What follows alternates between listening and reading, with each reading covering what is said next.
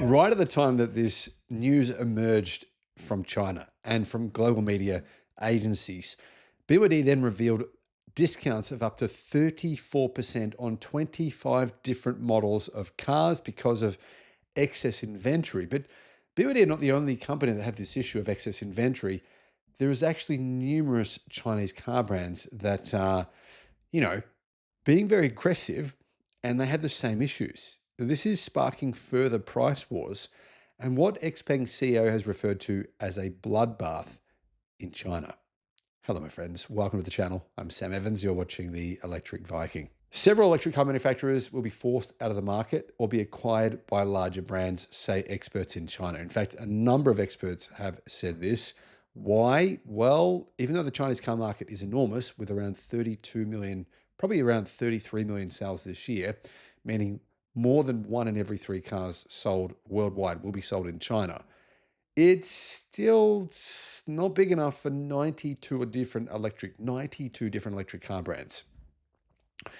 What's happened is this: because of this incredible competition, average EV discounts in China increased to 17% last month. 17%. That doesn't include BYD just revealing 25 models with price discounts of up to 34%, most of them discounted by more than 20%. Only BYD, Li Auto, and Series are currently profitable among Chinese EV manufacturers. XPeng is pretty close, but realistically, Li Auto and Series and BYD, they're not even EV manufacturers. They make EVs, but they're not considered EV-only brands. The EV-only brands are having even more of a challenging time, as automakers worldwide are scrambling to future-proof themselves in an electric era and to try and fight against these Chinese car brands who are, to be honest, bringing out better products than they are at lower prices. China has been in the lead. As a result, it's had a head start. It's cranking out next generation EVs packed with cutting edge technology, 600, 500, 600 kilowatt, 1000 kilowatt charging, advanced EV architectures. And it's just honestly that it has better technology than the rest of the world.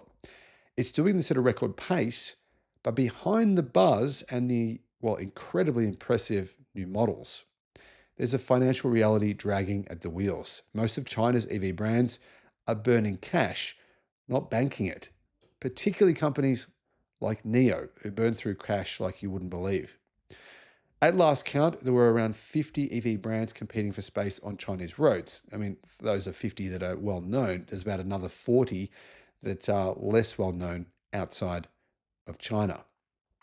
Out of those, only 3 of them are thought to be profitable, including BYD, Li Auto, and Series. Now, I should mention Leap Motor and XPeng could be profitable soon, considering their current trajectory, but also considering the fact that this new price war is sparking companies to being forced to have to discount their cars. That might be a challenging prospect.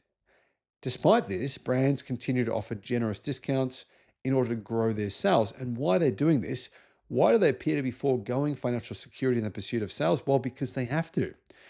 If you can sell 1 million cars a year, that's about the minimum number you need to sell in order to make a long-term profit. And if you make, say, only 100,000 cars versus 1 million, the price to make those 100,000 is much more expensive than the price to make 1 million. That is considered just the economic reality of the automotive industry. According to a JP Morgan study cited in a South China Morning Post report yesterday, industry-wide discounts averaged a record 17% in April, and they might have just gone up in May after BYD's just done what they just did, up from 16.3% in March. The China Passenger Car Association puts the average discount for 2024 at 8.3%. In other words, discounts this year have doubled.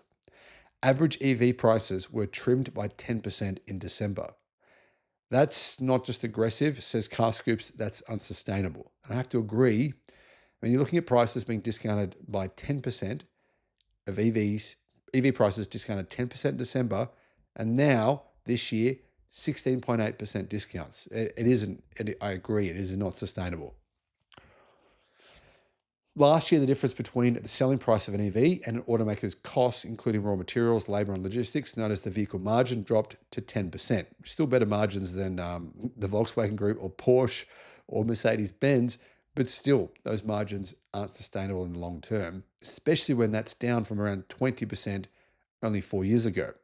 Analysts believe that most of China's smaller EV manufacturers will be forced out of the market or be acquired by larger rivals over the next few years.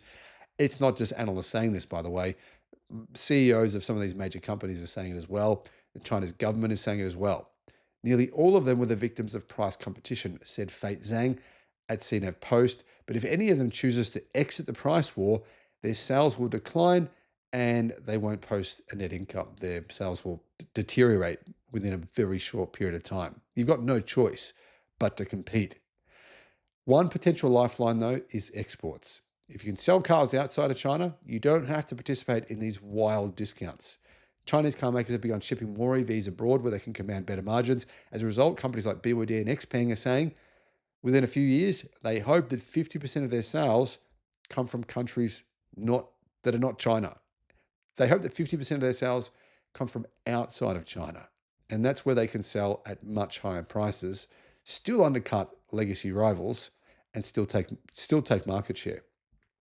According to JP Morgan's Nick Lai, international sales are more profitable and could provide the breathing room these companies need. Price competition has turned even fiercer this year. Unfortunately, we have not seen a jump in EV demand so far, Lai said. The domestic market, while massive, isn't growing fast enough to offset the steep discounts. Now, I'm not sure what JP Morgan's Nick Lai is talking about. In fact, I think he's just completely lost his credibility this year, considering the fact that he doesn't even know his own numbers, which are EV sales are definitely growing this year. They're up around 32% in China. That's pretty significant. But exports are trending upward as well. In the first 4 months of 2025, EVs made up 33% of China's total vehicle exports, up from 25% about a year ago. That's not a complete solution. It's not going to fix the problem because they're still selling most of their cars in China. But if they can sell more cars outside of China, it will certainly help.